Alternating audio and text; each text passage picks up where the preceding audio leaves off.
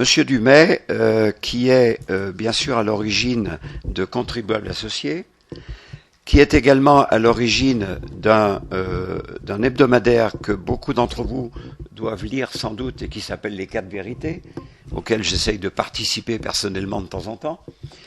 Et c'est vraiment un immense plaisir que de pouvoir accueillir Monsieur Dumay, qui, dans le monde libéral, est bien évidemment une personnalité. Alain, je vous laisse la parole. Bien, d'abord, par avant, je vous prie de m'excuser parce que, compte tenu du niveau d'optimisme atteint avec les interventions de Jacques Gautron et de Jacques de Guénin, je crains que ce niveau soit un peu abaissé par mon intervention. Enfin, je vais quand même vous la délivrer.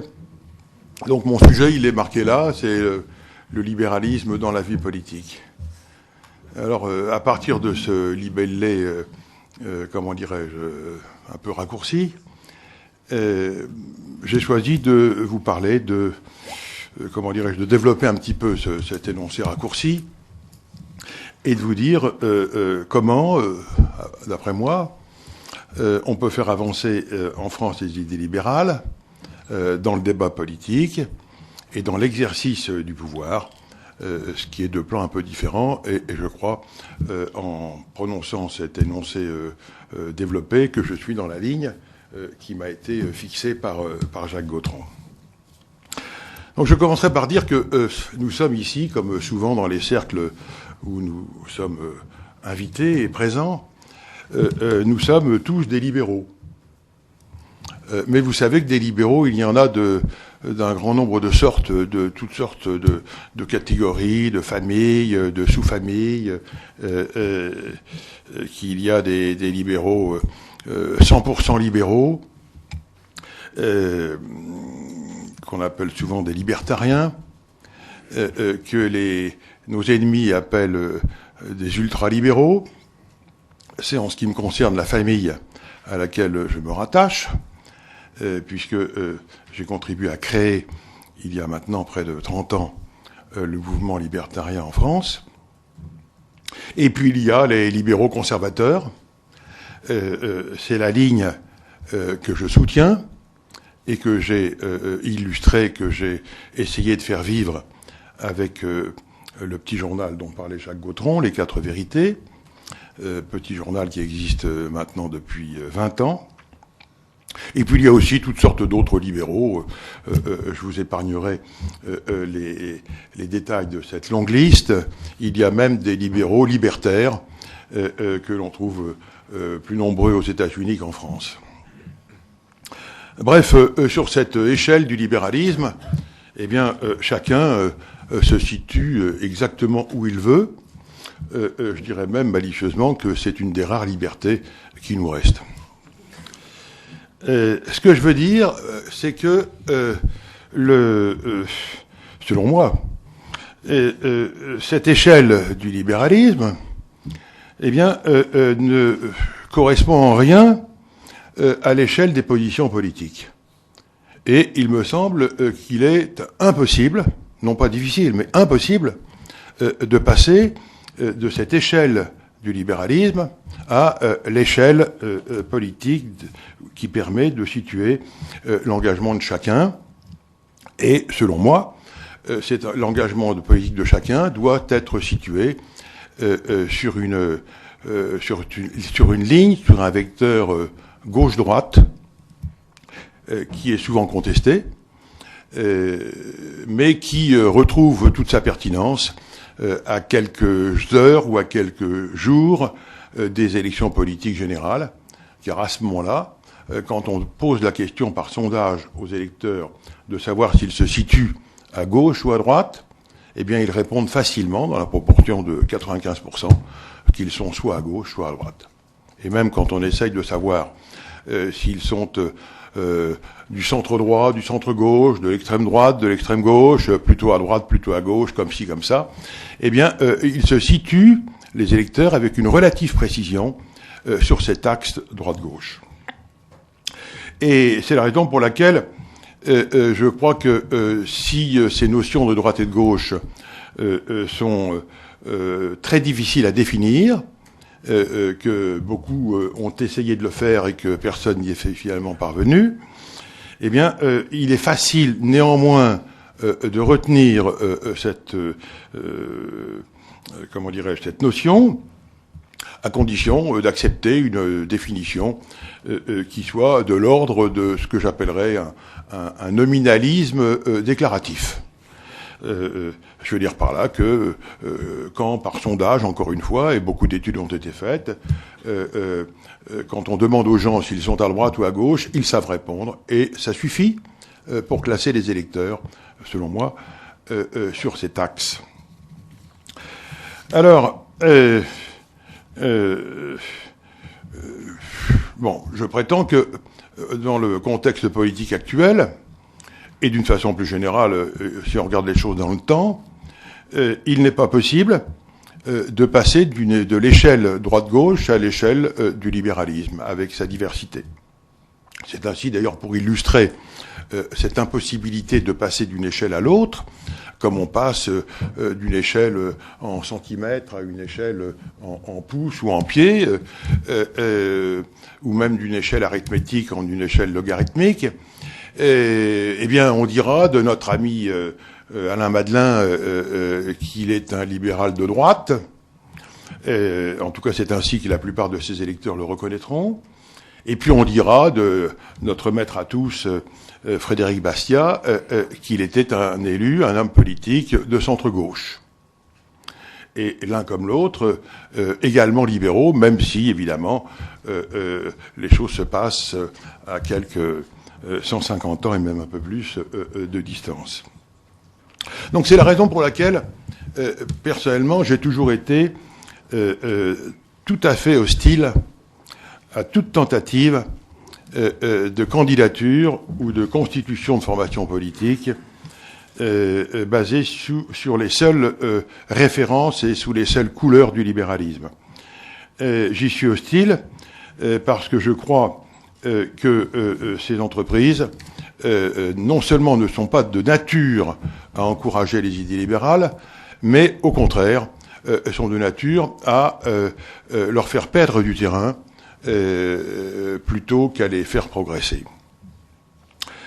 Et donc cela étant dit, et c'est l'essentiel de ce que je tenais à vous dire, reste la question de savoir comment on peut faire pour promouvoir les idées libérales, pas forcément sur le plan politique, mais sur un plan plus général. Et quels que soient les écrits, les contributions, les travaux, les manifestations, les mobilisations de nos organisations diverses et variées, ô combien.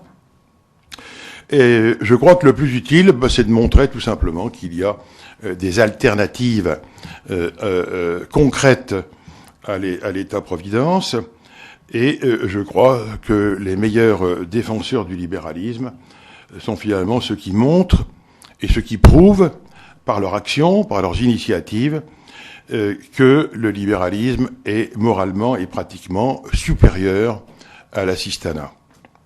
Alors je pense à toutes les associations non subventionnées, je pense aux crèches privées, je pense aux écoles privées, je pense à toutes ces initiatives qui sont de l'ordre de l'entraide volontaire.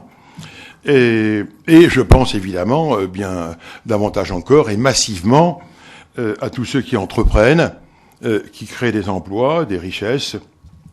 Et j'estime pour ma part qu'un patron, fût-il électeur de gauche, qui vote à gauche, mais qui réussit dans ses affaires, sera toujours, et peut-être malgré lui, un meilleur défenseur du capitalisme et du libéralisme que tout autre penseur non intervenant pratiquement sur le terrain de la vie réelle. Je crois, comme Ayn Rand, bien sûr, que tout entrepreneur, à la condition d'être libre, au moins dans sa tête, sera toujours un héros, et finalement le seul à pouvoir sauver le monde de la catastrophe où nos ennemis, les ennemis de la liberté, nous mènent volontairement ou non. Alors, bon, je suis toujours sur un terrain qui n'est peut-être pas aussi précis ou aussi concret que celui que vous attendez. Que faire? Eh bien, si on est au sein des formations politiques, eh bien, il faut essayer de faire progresser au sein de ces formations politiques les idées libérales, avec les recettes que nous indique Jacques de Guénin, ou avec d'autres recettes. Mais je suis obligé d'ajouter, pour être tout à fait franc, que autant aujourd'hui, je crois que on peut être assez optimiste sur une prochaine victoire de la droite, autant je suis très sceptique, malgré tous nos efforts, sur une victoire de nos idées au sein de cette droite. Et pourtant, et ça sera ma conclusion, je pense, comme vous sans doute, qu'un jour nos idées triompheront. Et comment?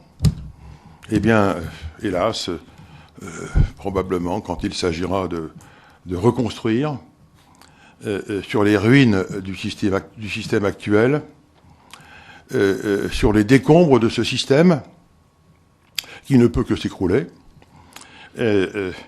parce qu'il n'est pas réformable,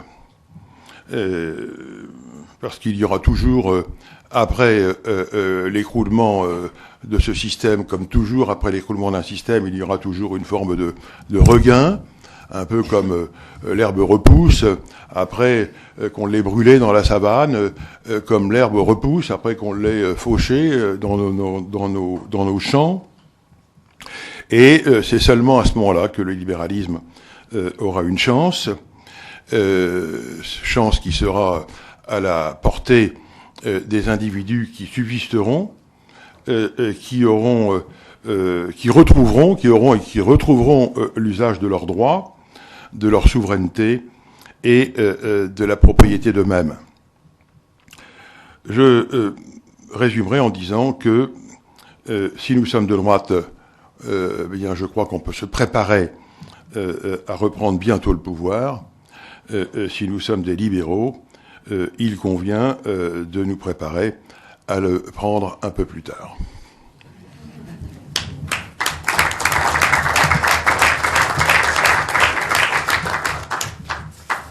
Merci Monsieur Dumay infiniment pour ce message qui n'était finalement pas si pessimiste que ça, comme vous l'annonciez au départ.